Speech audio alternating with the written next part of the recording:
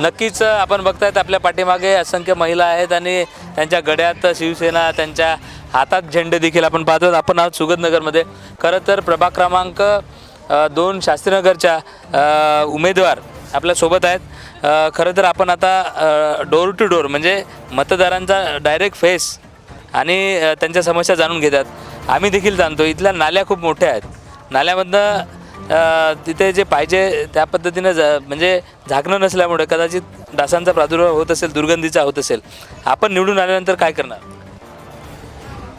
आम्ही सुगतनगरमध्ये आहोत आणि आम्ही गेली 6 दिवस आमचा प्रचार चालू आहे आणि लोकांचा अतिशय चांगला असा प्रतिसाद आम्हाला मिळत आहे। आम्ही आता या सुगतनगरमध्ये जे नाल्या आहे आणि जे रोड आहे त्यांचं खोलीकरण करून त्यांच्यावर कवरिंग टाकणार आहोत आणि हा जो रोड आहे तो रोड पण सँक्शन झालेला आहे।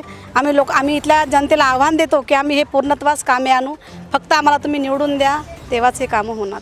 नक्कीच निवडणूक खरं तर अंतिम टप्प्यात आली आहे।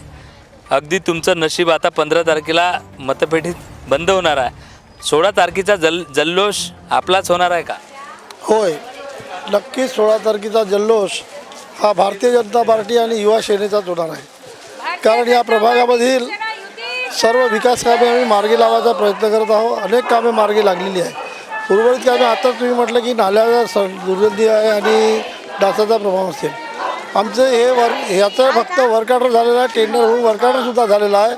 अवघ्या निवडणूक झाल्यानंतर 20 तारखेला आम्ही याचं उद्घाटन करून आम्ही कामाला सुरुवात करणार आहोत। या नालीवर पूर्ण कव्हर आणि या सिमेंटचा रोड हा आम्ही मंजूर करून ठेवलेला आहे।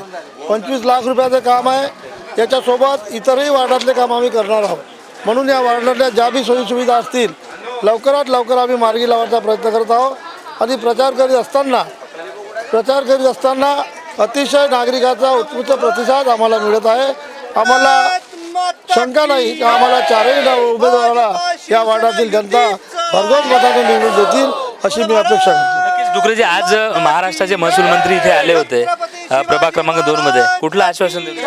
बावनकुळे साहेब या ठिकाणी येऊन गेले, त्यांनी आश्वासन दिले जे 40-50 वर्षापासून या वस्तीमध्ये या शहरामध्ये अनेक झोपडपट्ट्या आहेत, त्या झोपडपट्टीला पट्टी देण्याचा बहुत दिवसाचा विषय होता, वर्षानुवर्ष तो चालत आलेला होता। पण आज बावनकुळे साहेबांनी तो प्रश्न मार्गी लावलेला आहे।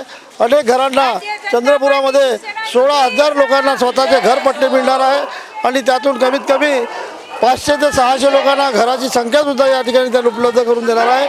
शासनाने आम्हाला या चंद्रपूर शहरासाठी 1500-3000 घराचा उद्दिष्ट दिलेलं आहे, ते आम्ही पूर्ण करणार आहोत।